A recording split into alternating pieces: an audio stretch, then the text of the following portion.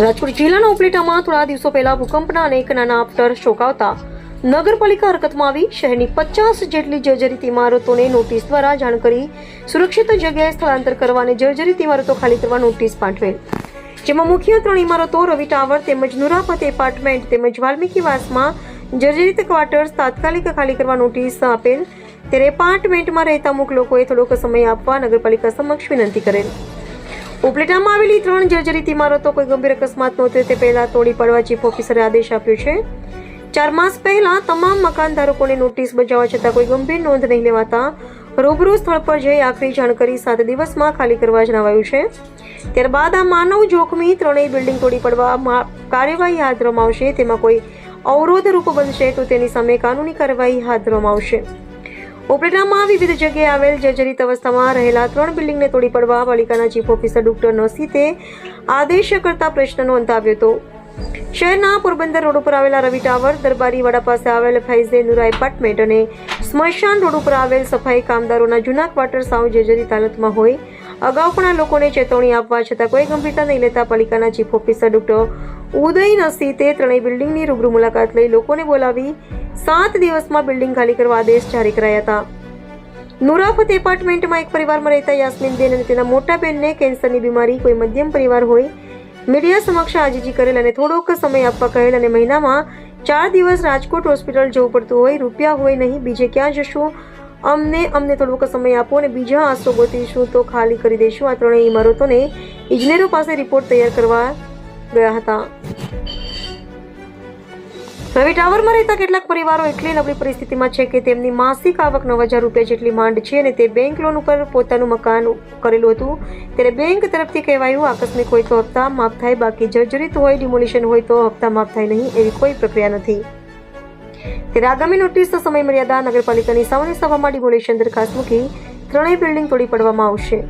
Reporter Jagmal સુવા, ઉપલેટા।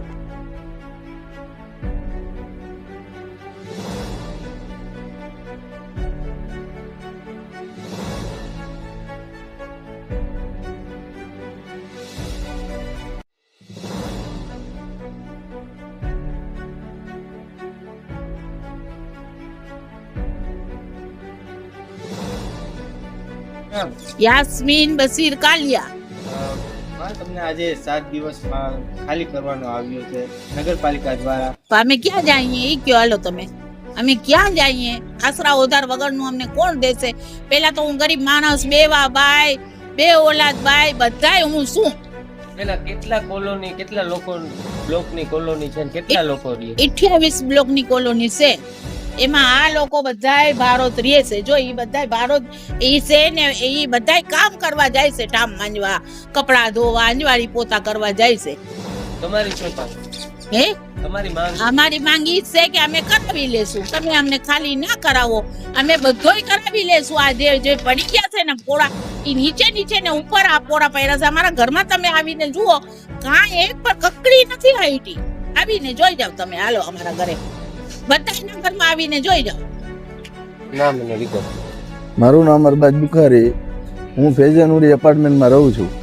આશરે આ એપાર્ટમેન્ટમાં અમને 30 વર્ષ થઈ ગયા છે રહેવાલા, અને આ એપાર્ટમેન્ટ એમ તો બહુ જૂનું થઈ ગયું છે, જર્જરિત થઈ ગયું છે। સરકાર દ્વારા જે નોટિસ આપવામાં આવેલ છે તે નોટિસને અમારી માંગ એવી છે કે લંબાવી દઈએ તો સારું છે। અત્યારે માથે અમારે રમજાન મહિનો આવે છે, એટલે આમાં ક્યાં અત્યારે ભાડા મકાન મળતા નથી, એવી કોઈ સુવિધા છે નહીં ઉપલેટામાં, અને ભાડા મકાન મળે છે તો એ ભાડા ભરવા લાયક આમાં કોઈ પાસે એટલી તાકાત નથી।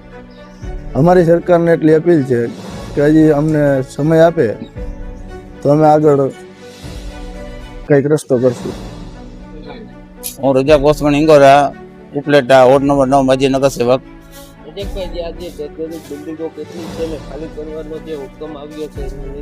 આવી 3 જગ્યા છે, ફૈઝે નુરી એપાર્ટમેન્ટ છે, બાજુમાં સફાઈ કામદાર ક્વાર્ટર છે અને રવિ ટાવર છે। તો સરકાર શ્રીનો ઓર્ડર છે, ભલે પાડી શકે, એમાં આપણે કોઈ વિરોધ નથી કરી શકતા, પણ આપણે એવી માંગ છે, એવી અપીલ છે કે ગરીબ માણસો છે તો એને કાંઈક સહાય આપે। કોઈ બીમાર સીમાર છે, કોઈ એવા પૈસા નથી, આ બેન છે એકને તો કેન્સર છે, 2 માં દીકરી એવી છે, 2ને કેન્સર છે, તો એને કાંઈક સગવડ સહાય કરી દઈએ એ સફાઈ કામદારો છે એનો ખાસ કરીને કહું છું કે એને પહેલાં તો ખાલી કરશો તો એને મકાન કોણ ભાડે આપે? હાલો સરકાર ગોતી લોકો ભાડે મકાન ના રહેવા દઈએ. હાલ હમણાં થોડા સમયમાં તહેવારો આવતા હોય ને જેને લઈને આ લોકો આ રમજાન મહિનો છે તો આપણે કે 2 મહિના કાઢી નાખે તોય સારું. ખાસ કરીને ત્યાં જે વિસ્તાર મધ્યમ વર્ગના માણસો જે રહેતા હોય છે આ તેમને કેવું પરેશાન થતું હોય છે? થાય તો ખરી ને પરેશાની. એનું કોણ છે એની પાસે આગળ પાસે કાંઈ છે જ નહીં, ખાવાના પૈસા નથી તો મકાન ક્યાંથી મળશે? હાલો કયો. શું માંગ છે નગરપાલિકા? નગરપાલિકા માંગ એવી છે કે આને કાંઈક સહાય આપો પછી આગળ વધો.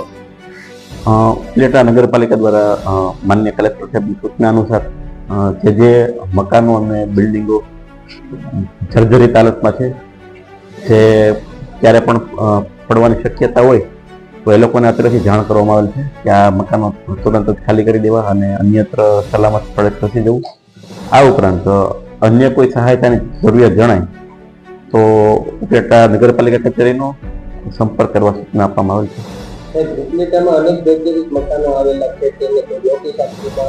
હાજી, અત્યારે ઉપલેટા નગરપાલિકામાં જે જગ્યાએ જર્જરિત મકાનો છે એ મકાનોનું રૂબરૂ સ્થળ ઉપર સર્વે કરી અને અત્યારેથી નોટિસ ઇસ્યુ કરવામાં આવેલ છે.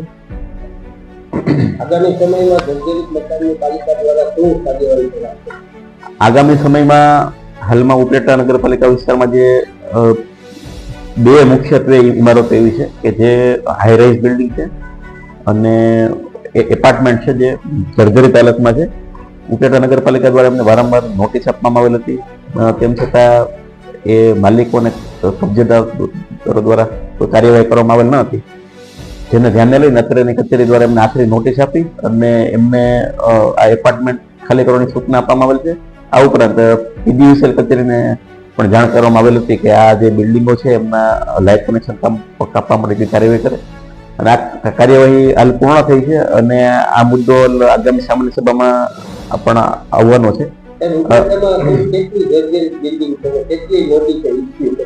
અત્યારની કચેરી દ્વારા આશરે 50 જેટલી ઇમારતોને નોટિસ ઇસ્યુ કરવામાં આવેલ છે.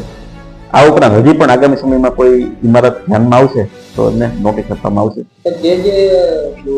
બિલ્ડિંગો જર્જરિત છે તેને નોટિસ આપવામાં આવી છે, એને વૈકલ્પિક વ્યવસ્થા કરવામાં આવશે કે નહીં? હજી જરૂર એવું કંઈ જણાશે તો તંત્ર દ્વારા વૈકલ્પિક વ્યવસ્થા કરવામાં આવશે. આ જર્જરિત બિલ્ડિંગ છે ભૂકંપમાં પડી જાય તેવી સ્થિતિમાં છે તો આપના તરફથી એન્જિનિયર અથવા રિસર્ચ દ્વારા બિલ્ડિંગ રહેવા લાયક છે કે નહીં તે કઈ રીતે નક્કી કરાય? જનરલી બિલ્ડિંગ જે હોય છે એ રહેવા લાયક છે કે નહીં એક તો ટેકનિકલ વિષય છે, જે અત્યારની કચેરીના એન્જિનિયર દ્વારા રૂબરૂ સ્થળ તપાસ કરીને એનો અહેવાલ આપવામાં આવતો હોય એના આધારે અત્યારેથી નોટિસ ઇસ્યુ કરવામાં આવતી હોય છે. અમુક બ્લોક ધારકો લોન પણ લીધેલી છે, તેમના હપ્તા માફ કરી શકે કેમ કે કારણ કે બ્લોક ધારકો હપ્તા ભરે તે ભાડું ભરે. એકચ્યુઅલી એવું છે, જર્જરિત મિલકતો અંગે જે કાર્યવાહી કરવાની છે તે હકીકતમાં જે તે માલિક કબજેદારો દ્વારા કરવાની હોય છે. જો એમના દ્વારા કાર્યવાહી કરવામાં ન આવે તો અત્યારેથી ગુજરાત મ્યુનિસિપલ એક્ટ અન્વયે કાર્યવાહી કરવાની થતી હોય છે. હાલ અત્યારે 2 એપાર્ટમેન્ટ અને સફાઈ કામદારોના ક્વાર્ટર નોટિસ બાદ ત્યારે ડિમોલેશન કાર્યવાહી કરાય.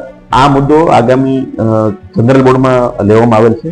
એ જનરલ બોર્ડ દ્વારા ખર્ચ મંજૂર કરવામાં આવશે એટલે સત્વરે કાર્યવાહી કરવામાં આવશે. અત્યારે એમને ખાલી કરવા દેવા માટેની સૂચના આપી દેવામાં આવી છે અને એમાંથી 2 બિલ્ડિંગ તો સંપૂર્ણપણે ખાલી થઈ ગયેલ છે અને સફાઈ કામદાર ક્વાર્ટર્સ છે એ પણ અત્યારેથી ખાલી કરવાની સૂચના આપવામાં આવેલ છે.